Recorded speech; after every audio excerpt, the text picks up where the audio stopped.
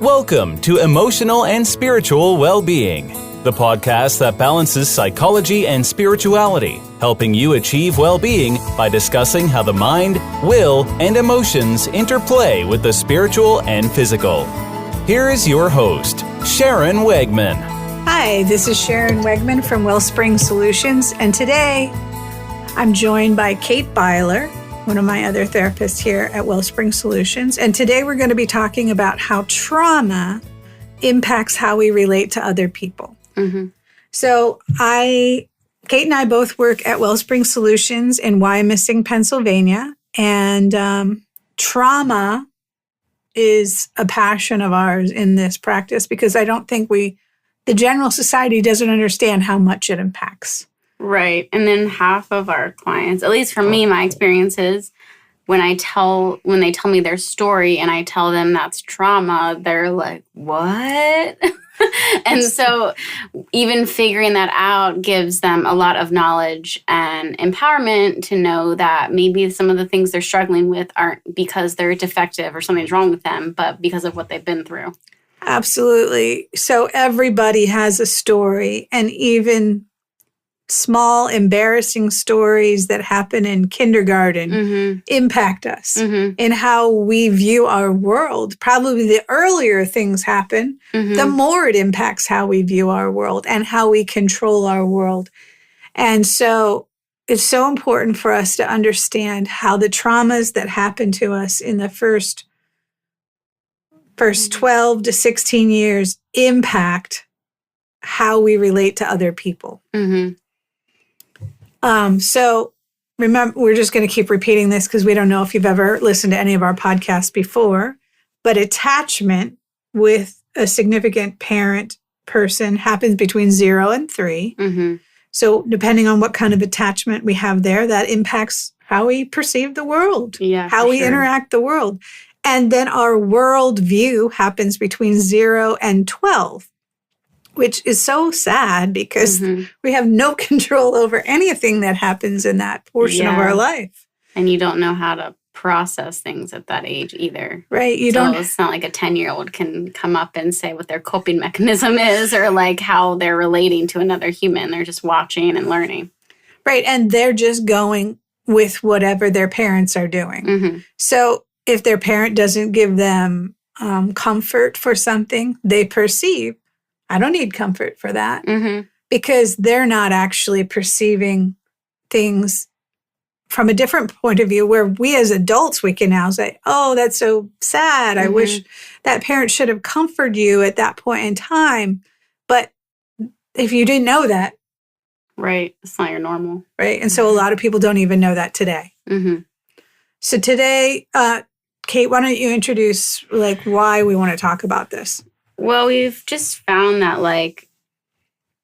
I guess within, our sessions with clients, right, there's just, a theme of powerlessness when it comes to their relationships. And a lot of negative, maybe coping mechanisms you held on to were learned at that young age after a trauma or through a trauma you now carry into adulthood, even though you think you might have moved on from that trauma.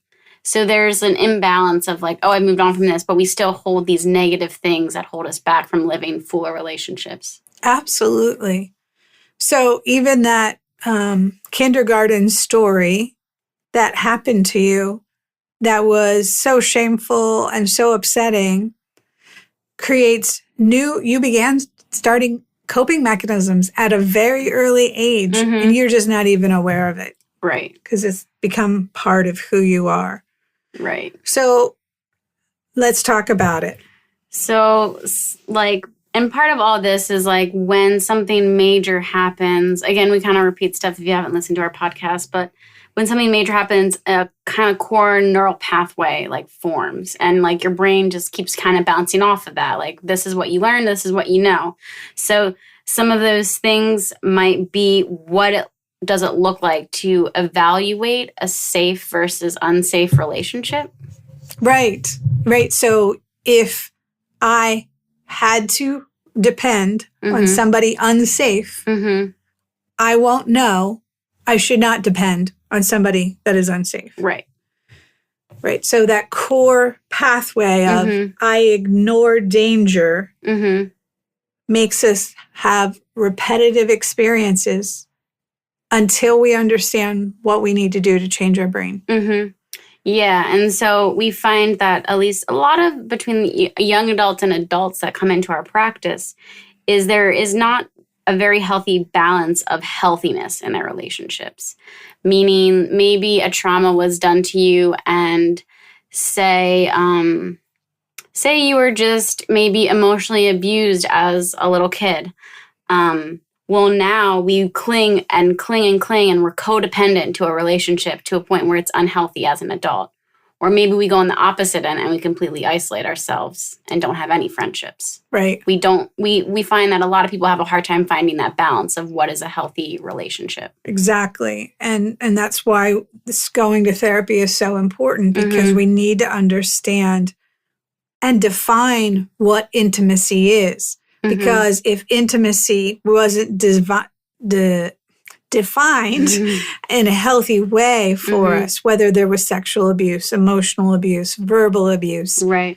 If any type of abuse or trauma existed in our intimate relationships, then relationships in general become dangerous to us. Yeah. And I think something that like seems to be a relief when I let my clients know this is like, don't be ashamed of how you've built up relationships or how your brain experiences relationships right now. Like if you're hearing this and you're like, oh, wow, like I definitely have codependent friendships, or I definitely can't get close to anyone. Really, like your brain is actually trying to save you from danger. Yes. It's just not in the way you need it now. We need good friends. We need healthy friendships. But your brain just doesn't understand that until you're able to work that out in therapy. So really, like, your brain is doing its job, because what it doesn't want to feel is those exact feelings of trauma you felt when you were little. That's a really good analogy. It is. And so our brain is just trying to protect us. And part of therapy is we dissect your story to the point where we pick out moments where you should have received comfort. We pick out moments in which somebody wasn't safe. And as we begin to identify those things, your just truth sets your brain free. Right. It literally changes the way your brain thinks. Right. And so we kind of gonna move into how, like, if you've experienced trauma, in what ways does that mean how you experience intimacy now, right? Right. So the first one that I'm thinking of is sometimes it takes on a need for exclusivity. So that can look different in lots of different situations. So exclusivity means I might control the relationship in some way. This is where we might become codependent. If I control your behavior, I'm not going to feel pain. If I am possessive of you and don't allow you to engage with other people, you're not going to be dangerous. So there's a lot more trauma-based coping. It's not that any controlling person doesn't want to be controlling. Right. They don't. But they're doing it because there was some type of danger in their past relationship. And so, people will say, oh, they're so controlling. I'm like, then they must have a lot of fear. And where do they have that fear? So anything else you want to say on exclusivity? Yeah, I think to like add on to that is like being needed is highly important to you, almost to like the core of your identity at times. So like maybe you grew up in a home where like you like maybe took care of a sick parent all the time, or whatever it might be, where you were the one people relied on in your family, basically. Well, now, and no one really gave you the love and nurture you needed. Well, now your friendships, like you are always relied on. You need to be needed. And it becomes this unhealthy obsession, because if we're not needed, then we don't feel worth. Right. And It's how we feel in control, I guess. Right. So I make myself to the point where I am needed and you will not abandon me. And that's the way I control it through that type of exclusivity. And so even people pleasers are doing it as a way of controlling their trauma. Yeah. Right. The next one is you might sabotage a lot of relationships because, again, if intimacy is dangerous because of whatever your story was, then you have to sabotage any type of relationship. This one's a little harder to recognize because people are not aware that they're purposely sabotaging relationships. Yeah, absolutely. And sometimes I tell clients, like, if it feels uncomfortable, like in a way where it's new, like if feeling loved by this person feels uncomfortable or feeling safe feels uncomfortable, like press into that a little bit. Because usually what's comfortable is maybe being treated poorly, maybe being used. And so being uncomfortable in a way that the uncomfortability results in like positive adjectives that you like pushing into that. Right. So if it's uncomfortable, it may be right, but the only way we're going to be able to weigh that out is maybe talking to a therapist. Right, exactly. Because we also have warning bells inside of us that tell you this person is dangerous, but lots of times we hear that warning bell going off when it shouldn't be. So we can inadvertently sabotage relationships, maybe by laying into a person verbally, avoiding people, just purposing to make that person pursue you instead of you being a mutual relationship. The only way I know this person is safe is if they pursue me. But what about you? Do you have to pursue them?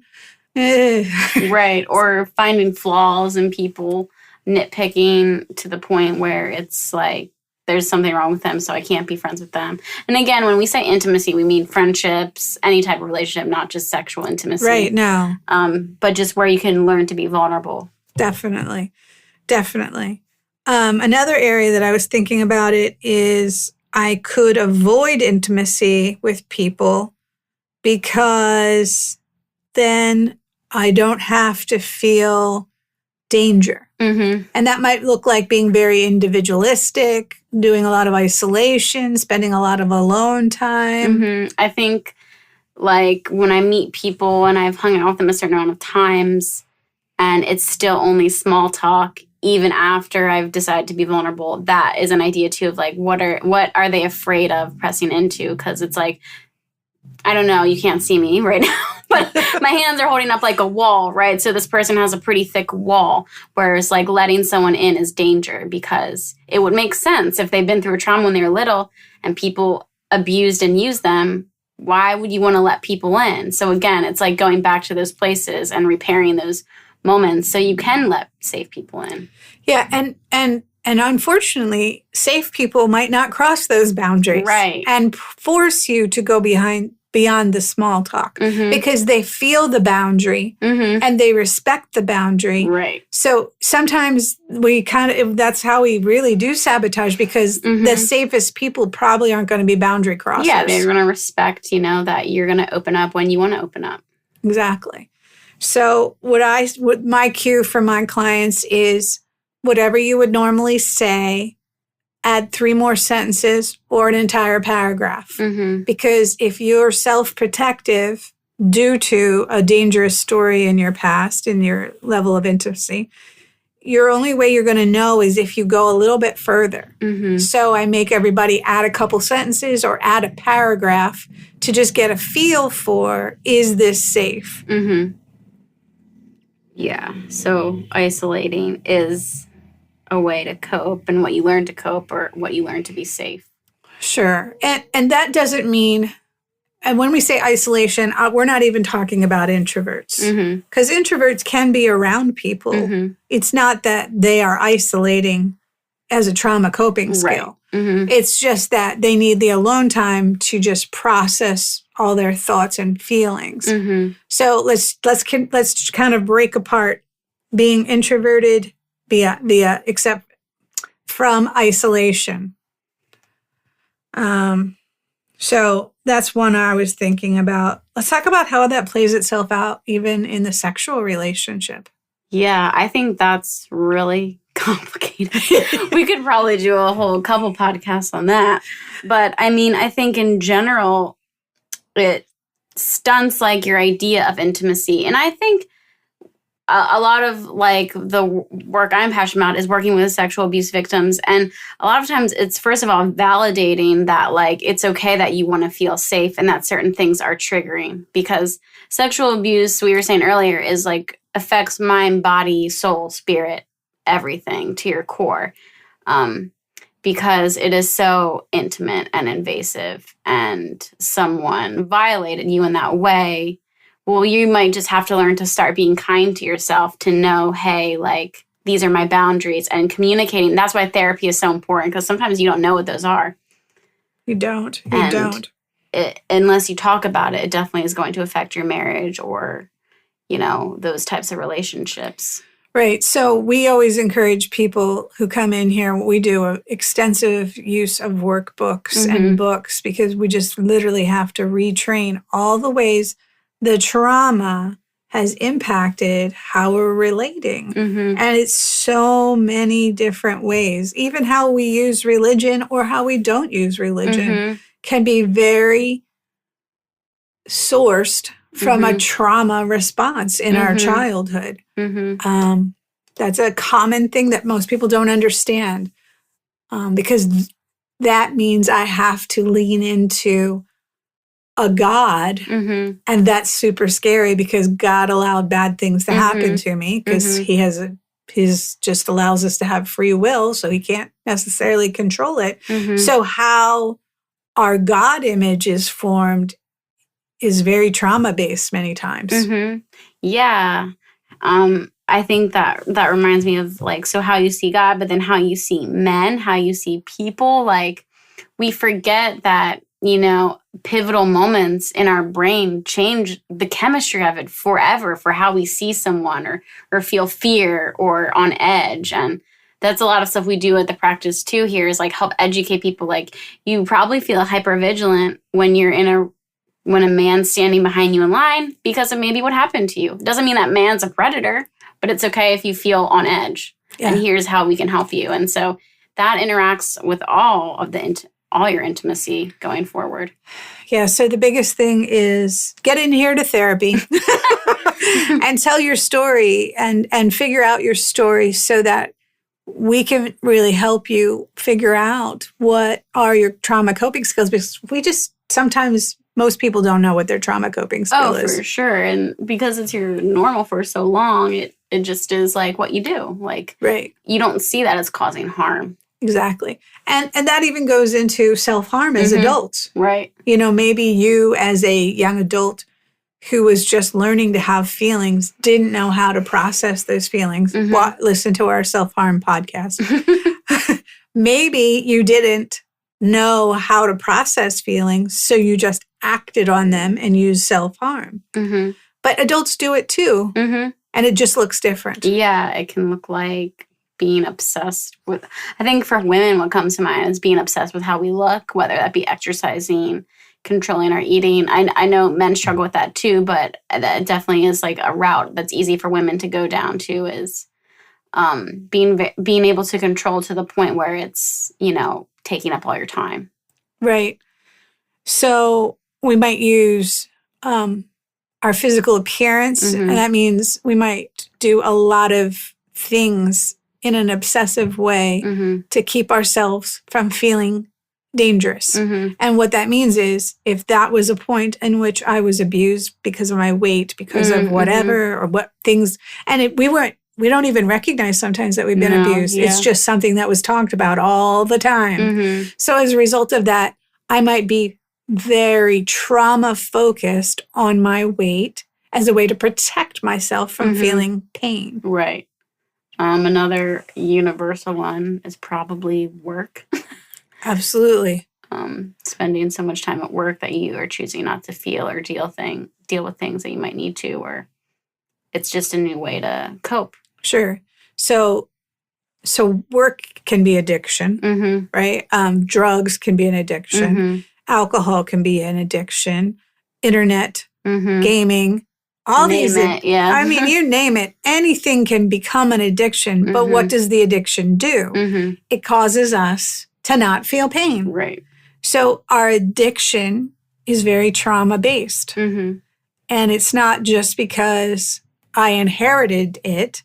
I may have inherited it because it was how I was taught to cope. It's not like necessarily genetic. Right. Any other ways we self-harm? maybe not sleeping. Yeah. Maybe just any type of self-care. We might not do self-care. Right. We might work in excess. And that's our way of feeling not traumatized. So even in the Pennsylvania Dutch culture, I say when I have somebody in here, they're like, I can't sit still. If I do, I immediately feel lazy. And I'm like, where does that come from? Where it's a message that they heard repeatedly in their lifetime. And so as a result of that, they have great difficulty giving themselves the care that they need because it feels more dangerous to not do something than to just give themselves rest and care. Right. And it's like, I think the hard part with all of this too is sometimes like your parents or caregivers don't necessarily have to explicitly talk about this is what you watch, right? So if you just watch your parents work their whole life and don't take time for themselves, well, we just do what we learn, like we do what we know. And we can't expect ourselves to do anything better until we teach ourselves how to. So it can always just be what is modeled to you too. You don't have to be sitting here and being like, oh, well, my parents never said that to me. No, but they modeled it to you. And what is more truth? Words or actions, people? It's the actions. So even if they say one thing and do the other, their truth was their actions. Right. Because probably no one would say it is evil to rest. No. Right. But they choose to not do it. That's speaking a whole other thing. Oh, great. We got a chainsaw outside our window. Hopefully you can't hear that much. We got all kinds of things going on here right now. What else, Cait? I guess that just transitions into one of our last points, which is how the way you were parented, if that was traumatic as a child, that means when you have your own children, you want to control them not being traumatized. So you're almost living the life you wish you had sometimes through your child, which gets really messy. Absolutely. And triggering. Absolutely. Because you are more triggered by that scenario than the child is. And so you're bringing so much anxiety into that scenario that the child isn't experiencing. Right. Until you model it for them. Right. So like I'm just totally making up an example off the top of my head.